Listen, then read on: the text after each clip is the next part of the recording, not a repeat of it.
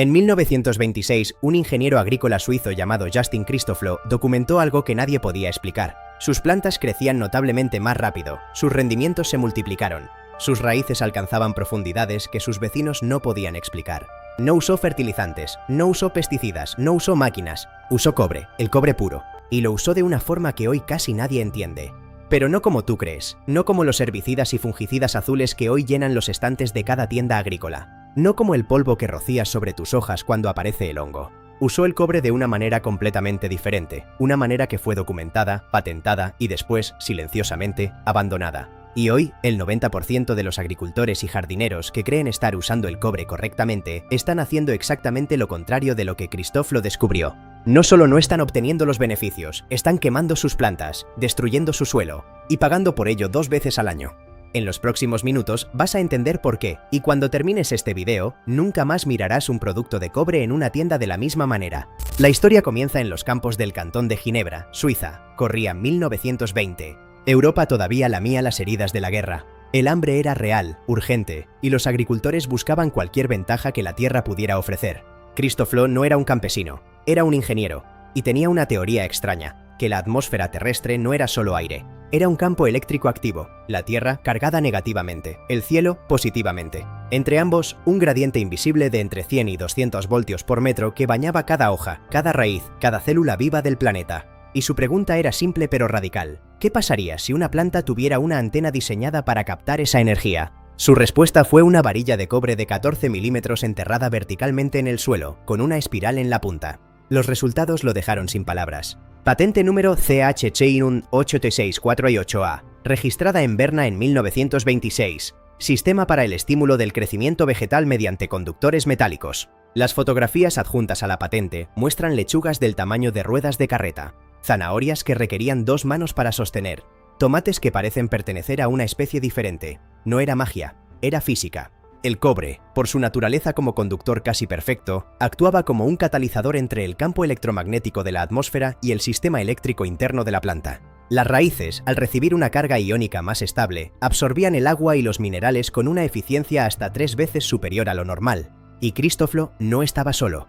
Ese mismo año en Gran Bretaña, el Comité de Electrocultura del Ministerio de Agricultura documentaba experimentos similares en decenas de granjas a lo largo de toda la isla. Lord Northbourne, sí, el mismo que después acuñaría el término agricultura orgánica, fue uno de sus observadores. En la década de 1930, agrónomos franceses que monitoreaban campos tratados con electrocultura de cobre reportaban algo que nadie esperaba: una reducción significativa en infestaciones fúngicas, sin fungicidas, sin productos químicos, solo el campo electromagnético correctamente canalizado. Cobre pasivo, cobre estructural, cobre que se planta una vez y trabaja durante años. Pero si esto era tan extraordinario, ¿por qué no lo enseña ninguna universidad agrícola hoy? ¿Por qué los estantes de las tiendas están llenos de cobre líquido, cobre en polvo, sulfato de cobre, oxicloruro de cobre, pero no hay ni una sola varilla de electrocultura en ningún catálogo oficial? Para entender eso, primero necesitas entender exactamente cómo funciona el cobre correcto en el suelo, porque la ciencia es lo que separa el conocimiento del mito, y lo que la ciencia dice te va a dejar sin palabras. Empecemos con lo que le están vendiendo. El sulfato de cobre pentahidratado, el polvo azul brillante, es un fungicida de contacto. Funciona porque el ion CO2+ que libera al disolverse en agua destruye las membranas celulares de los hongos. Eficaz, sin duda. Pero hay un problema que los fabricantes no ponen en la etiqueta. El suelo no distingue entre el hongo patógeno que intentas eliminar y los cientos de millones de microorganismos beneficiosos que viven en cada gramo de tierra fértil. El cobre iónico no tiene dirección, no tiene selectividad. Mata indiscriminadamente.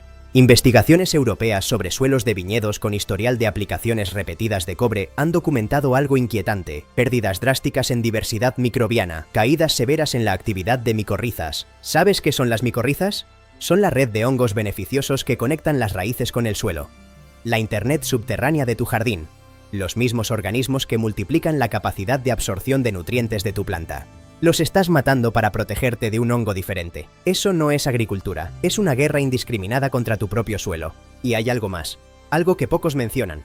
El cobre iónico no se degrada, no desaparece, se deposita, capa por capa, temporada por temporada, hasta que el suelo ya no puede sostener vida. Un suelo con exceso de cobre es tóxico para lombrices, tóxico para la germinación, tóxico para las mismas raíces que intentabas proteger. Ahora compara eso con lo que Christoflo descubrió. Una varilla de cobre metálico enterrada no libera iones, no se disuelve, no contamina. Funciona como conductor pasivo del campo electromagnético atmosférico, estimulando lo que los bioelectricistas modernos llaman potencial de membrana celular. En términos simples, las plantas tienen electricidad. Todas las células vivas la tienen. Ese potencial eléctrico es lo que impulsa la absorción de nutrientes, la fotosíntesis, la respuesta inmune de la planta. Una planta eléctricamente débil es una planta hambrienta y vulnerable. Una planta con campo electromagnético optimizado absorbe más, crece más rápido, resiste el hongo sin necesitar veneno. Investigaciones recientes sobre conductores de cobre en espiral han documentado incrementos significativos en biomasa vegetal, mayor producción de clorofila y una reducción notable en infecciones fúngicas, comparadas con grupos control sin conductores, sin aplicar un solo gramo de cobre al suelo, sin un solo ion libre, sin destruir una sola micorriza, el mismo metal, el mismo elemento, usado de manera radicalmente opuesta. Uno destruye para proteger, el otro fortalece para que la planta se proteja sola. Entonces la pregunta obvia es, ¿por qué ganó el destructivo? La respuesta no está en la ciencia, está en algo mucho más oscuro, y es exactamente lo que viene a continuación. Lo que vas a escuchar ahora explica por qué el método que podría reducir tus costos no aparece en ningún catálogo agrícola. Quédate. Hay una frase que se repite a lo largo de la historia de la agricultura. Lo que no genera ingresos recurrentes no se enseña. Una varilla de cobre dura 20 años en el suelo. La compras una vez, la entierras, y durante 2 décadas trabaja en silencio, sin instrucciones, sin reposición, sin suscripción. Para un fabricante de insumos agrícolas, eso es una pesadilla, no porque sea ineficaz, sino porque funciona demasiado bien y cuesta demasiado poco. El sulfato de cobre, en cambio, se aplica 3 veces por temporada. Se degrada, se lava, se acumula hasta volverse tóxico. Y cuando el suelo se vuelve tóxico, necesitas acondicionadores de suelo. Cuando los acondicionadores no alcanzan, necesitas más fertilizante. El ciclo no termina, el ciclo se alimenta a sí mismo. No fue un complot, fue algo más eficiente que un complot. Fue la lógica del mercado, operando exactamente como fue diseñada. En la década de 1940, la industria agroquímica estaba consolidando el modelo que dominaría la agricultura del siglo XX, el paquete de insumos. Semilla híbrida que no se puede guardar, fertilizante nitrogenado sintético, herbicida, fungicida, insecticida, todo en una caja, todo de recompra anual. La electrocultura no cabía en esa caja, no necesitaba semillas especiales, no necesitaba fertilizante, no generaba dependencia química, era el opuesto exacto del modelo de negocio. En los años siguientes al final de la Segunda Guerra Mundial, los últimos informes oficiales sobre electrocultura fueron archivados sin publicación, no como secretos clasificados. No hubo un acto dramático de censura, simplemente nadie financió el siguiente estudio. Y sin financiamiento, no hay publicaciones. Sin publicaciones, no hay reconocimiento académico. Sin reconocimiento académico, las universidades no lo enseñan. Sin enseñanza universitaria, los servicios de extensión agrícola no lo recomiendan. Sin recomendación institucional, el agricultor promedio nunca lo conoce. No fue una decisión, fue una omisión, repetida durante décadas. Métodos que no requieren compras recurrentes tienden a recibir menos promoción comercial. Eso no requiere mala intención, solo requiere que el dinero fluya hacia donde genera retorno, y el retorno estaba en el sulfato de cobre. El sulfato de cobre se aplica 2 o 3 veces por temporada. Se degrada, se lava con la lluvia, regresa al anaquel. El ciclo no termina. El ciclo se alimenta a sí mismo. La electrocultura, en cambio, es una compra única, 20 años de vida útil, sin reposición, sin etiqueta de instrucciones, sin llamada de ventas. Para el mercado, eso no es un producto, es un problema. El texto de las etiquetas del sulfato de cobre dice: evitar aplicaciones repetidas en el mismo suelo. ¿Con qué frecuencia crees que ese aviso detiene la siguiente compra? Y la última pieza del rompecabezas es la más silenciosa. La investigación agrícola tiende a fluir hacia donde hay financiamiento. Los conductores de cobre pasivo no tienen industria interesada en probarlos. No tienen mercado de salida si los resultados son positivos, no hay patente que proteger, no hay producto que vender. Lo que no genera ingresos recurrentes no se enseña, el resultado está en tus manos cada vez que compras una bolsa de sulfato de cobre. Suelo más pobre, microbiología destruida, dependencia creciente y plantas más vulnerables que el año anterior, que necesitan más protección, que requieren más producto. Un cliente que sana su suelo es un cliente que deja de comprar. Un cliente con suelo tóxico es un cliente de por vida. Pero la historia no termina aquí, porque en los últimos 20 años algo cambió. La ciencia que fue enterrada empezó a desenterrarse sola. Y lo que encontraron los investigadores modernos va a cambiar todo lo que pensabas saber. En años recientes, organismos de investigación agrícola en Europa han publicado análisis sobre el efecto acumulado del cobre iónico en suelos agrícolas. Sus conclusiones son consistentes y difíciles de ignorar. La aplicación repetida genera un daño microbiológico que puede tomar muchos años en revertirse. La recomendación generalizada ha sido reducir drásticamente las aplicaciones y explorar, en sus propias palabras, formas físicas de protección fúngica no iónica. No mencionaron la electrocultura por nombre, pero describieron exactamente su principio.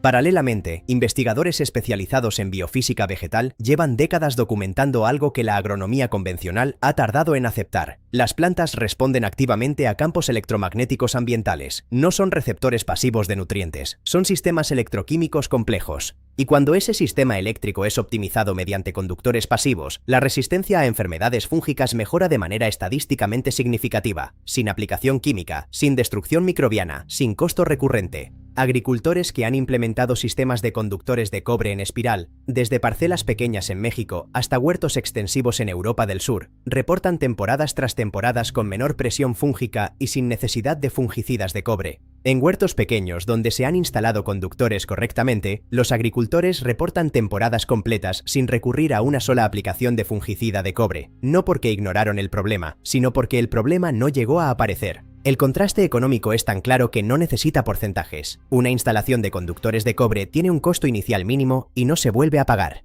Nunca. Un programa estándar de fungicidas se repite cada temporada.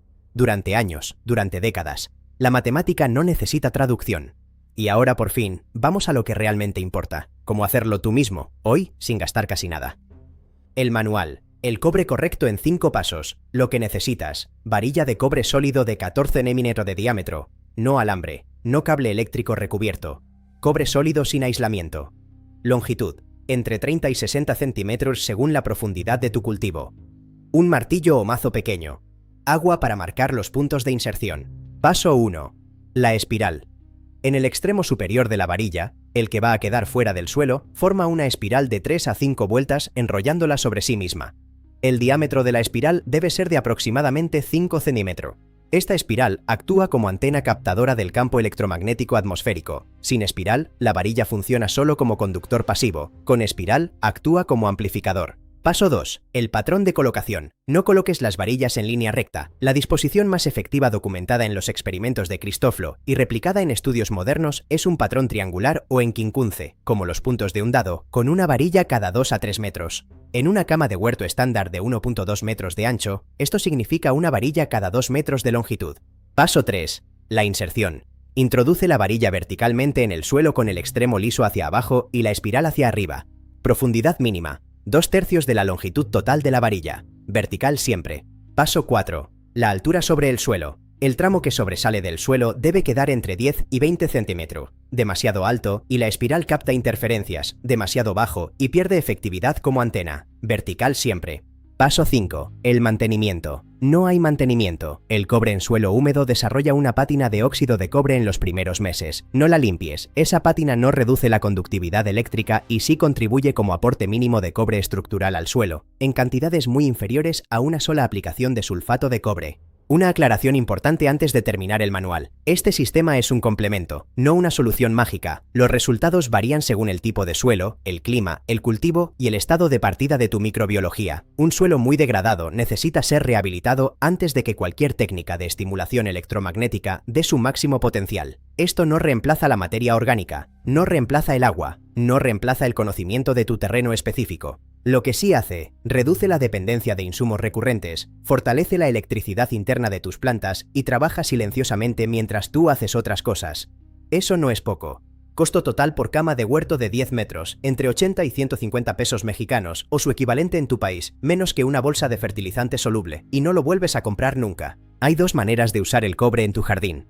Una te hace cliente, la otra te hace libre. Una destruye lo vivo para eliminar lo dañino. La otra fortalece lo vivo hasta que no necesita protección.